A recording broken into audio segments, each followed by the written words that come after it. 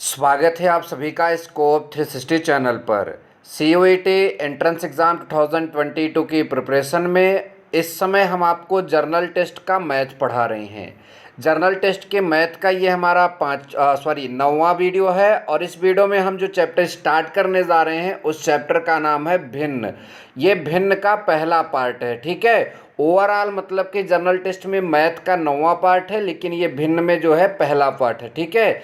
तो हमारे जो वीडियोज़ हैं वो कौन से मतलब यूनिवर्सिटी के लिए इम्पोर्टेंट होंगे, AU और BHU, क्योंकि AU और BHU दोनों में जर्नल टेस्ट इंक्लूड है। अगर कोई अदर यूनिवर्सिटी आप लिए हैं और वहाँ भी जर्नल टेस्ट इंक्लूड है तो आपके लिए ये वीडियो तब भी इम्पॉर्टेंट होगी, ठीक है। जो भी मैं यहाँ पर आप सबको बताऊँगा वो ट्रिक्स और कॉन्सेप्ट के साथ बताया जाएगा और वीडियो का जो PDF है वो भी आपको जो है हमारे टेलीग्राम चैनल स्कोप 360 पर मिल जाएगा।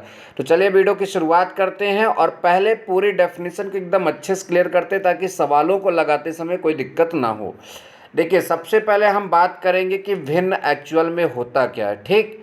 भिन्न एक्चुअल में क्या होता है, तो लिखा है भिन्न एक संख्या है जो किसी संपूर्ण चीज़ का कोई भाग निरूपित करती है। बहुत ध्यान से समझिए, भिन्न एक संख्या है जो किसी संपूर्ण चीज़ का कोई भाग निरूपित करती है। जैसे देखिए, यहाँ पर मान लीजिए एक सेब को हम कितने भाग कर देते हैं, 4 भाग।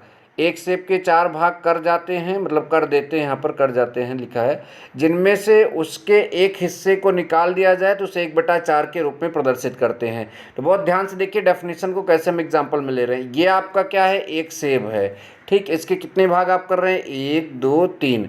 तो ये वाला भाग आप यहाँ पर निकाल लीजिए। तो ये जो भाग है ये आपका भिन्न बोला जाएगा। क्यों? क्योंकि डेफिनेशन क्या है, भिन्न एक संख्या जो किसी संपूर्ण चीज़ के कोई भाग निरूपित करती। तो पूरे चीज़ का ये मात्र एक भाग निरूपित कर रही है और पूरा चीज़ कई भाग में बटा है, 4 भाग में। तो इस एक भाग को मतलब किस फॉर्म में हम लिखेंगे, 1/4 के मतलब की फॉर्म में लिखेंगे, ठीक।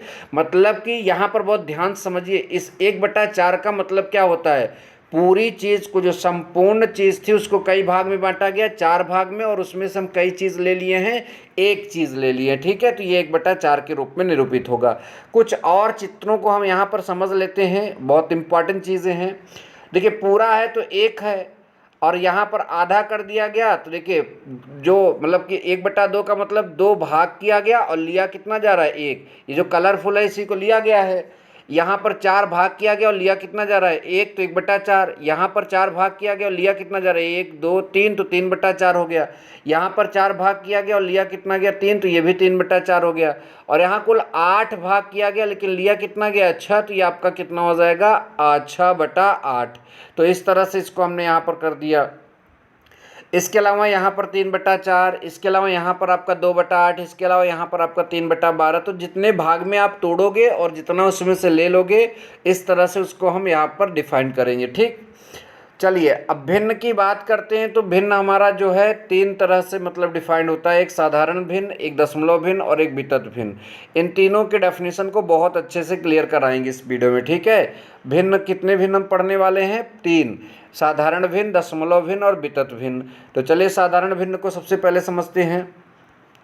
लिखा है जो भिन्न x/y के रूप में होती है उसे मतलब कि साधारण भिन्न कहते हैं, जहां x को अंश और y को क्या कहते हैं, हर कहते हैं। बहुत ध्यान समझिए, जो भिन्न x/y के रूप में होती है उसे हम साधारण भिन्न कहते हैं, जहां x मतलब ऊपर वाला अंश और y को जो है हम हर कहते हैं।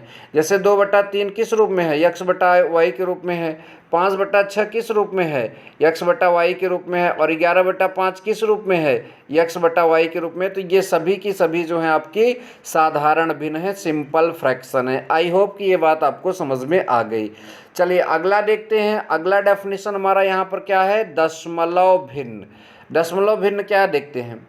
वह भिन्न जिसका हर 10 या 10 की घातों के रूप में हो उसे दशमलव भिन्न कहते हैं। बहुत ध्यान समझिए, वह भिन्न जिसका हर 10 या 10 की घातों के रूप में हो उसे दशमलव भिन्न कहते हैं। एग्जाम्पल देखिए, 3/10, तो इसमें हर कितना है, 10।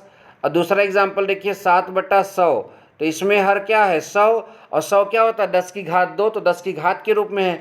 अगला 11/1000, 1000 क्या है 10 की घात 3 है। तो यदि भिन्न का हर जो है 10 होगा या फिर 10 का कोई घात होगा, तो ये आप मान के चलिए ऐसे भिन्न को हम क्या बोलने वाले हैं, दशमलव भिन्न। इसी परिभाषा को हम दूसरे शब्द में यहाँ पर लिख दिए हैं, अंश में हर से भाग दिया जाए, किसमें, अंश में, तो दशमलव में प्राप्त राशि दशमलव भिन्न कहलाती। जैसे 2/5 में 5 से भाग देते हैं 2 में, तो 0.4 आया। 3/6 में 3 में 6 से भाग देते हैं 0.5 आया। तो ये भी आपकी क्या कहलाएंगी, दशमलव भिन्न कहलाएंगी। आई होप कि दोनों डेफिनेशन को हमने मतलब दशमलव भिन्न को दो तरह से जो समझाया आप सभी को समझ में भी आ गया। चलिए नेक्स्ट हेडिंग देखते हैं, वितत भिन्न। ये बहुत इंपॉर्टेंट है, ठीक। इसके सवाल आपके लिए मैं यहाँ पर जब लाऊंगा तो बहुत बहुत बहुत इंपॉर्टेंट होगा, ठीक है। लिखा है, इस भिन्न की कोई निश्चित परिभाषा नहीं होती है क्योंकि इसके अंश और हर में कोई निश्चित नियम नहीं होता है। मैं क्या बोल रहा हूँ, फिर से देखिए, इसकी कोई निश्चित डेफिनेशन क्यों नहीं है, क्योंकि इसका अंश और हर में कोई नियम नहीं लगता, ठीक है, कि हर कैसा है। देखिए यहाँ पर देखिए, अंश क्या है 3, और फिर हर क्या है समझ में नहीं आ रहा, यहाँ पर 4 + 5 बटा फिर ये। तो इस तरह का जो भी भिन्न आपको देखने को मिलेगा वो क्या बोला जाएगा, आपका वितत भिन्न। इसे एक बात मतलब इसे एक चीज़ से और पुकारते हैं, लंगड़ा भिन्न। तो इसे हम लंगड़ा भिन्न भी बोल सकते हैं, ठीक है, कोई दिक्कत नहीं है। चलिए आगे चलते हैं। अब देखिए, भिन्नों की तुलना करने के पर क्वेश्चन बहुत दिए जाएंगे, बहुत ध्यान से देखना। 3 कॉन्सेप्ट बता रहे, तीनों याद रखना।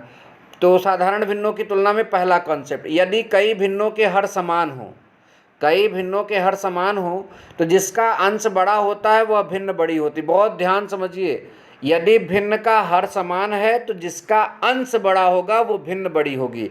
जैसे 2/15, 7/15, 11/15 में 2/15 सबसे छोटा क्योंकि इसका हर मतलब कि अंश छोटा है, और 11/15 सबसे बड़ी क्योंकि इसका अंश जो है बड़ा है। तो आई होप कि आपको ये बात समझ में आ गया। मतलब कि भिन्नों के अगर हर समान है तो जिस भिन्न का अंश बड़ा होगा वो भिन्न आपकी क्या हो जाएगी, बड़ी भिन्न हो जाएगी, राइट। चलिए अगला देखते हैं। दूसरा नंबर यहाँ पर है, यदि कई भिन्नों के अंश समान हो। अभी हर की बात किया था समान होने की, अब अंश की समान कर रहा है, ठीक है। तो जिसका हर छोटा होगा, ध्यान दीजिए, अगर हर समान है तो जिसका अंश बड़ा होगा वो भिन्न बड़ी होगी, और अगर अंश मतलब जिसका हर समान होगा तो जिसका अंश बड़ा होगा वो भिन्न बड़ी होगी, और अंश समान होगा तो जिसका हर छोटा होगा वो भिन्न क्या होगी, बड़ी होती है। जैसे 3/7, 3/11 और 3/13 में 3/13 जो है इसमें अंश क्या है आपका, 3/13 है।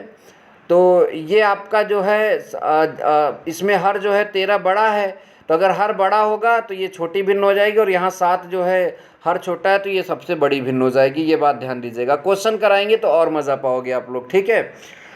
अगला तीसरा नंबर है, यदि कई भिन्नों के ना तो हर समान के होना चाहिए, यहाँ पर ना तो हर समान हो और ना ही मतलब अंश समान हो, तो समहर भिन्नों में बदला जाता है। मतलब उनको समान हर वाले भिन्नों में बदला जाता है। इसके लिए हरों का लसा लिया जाता है, ठीक है। अब देखिए क्या कर रहे हैं, 2/5, 3/20 और 7/15, ठीक है। तो इनके जो है ना हर समान है ना ही अंश समान है, तो हम इनके हर को सम मतलब समान करेंगे। तो उसके लिए क्या करेंगे, इनका लसा लेंगे। तो 5, 20, 25, 15, ठीक है। 5, 20, 15 का जब आप लसा निकालो कितना आएगा, 60।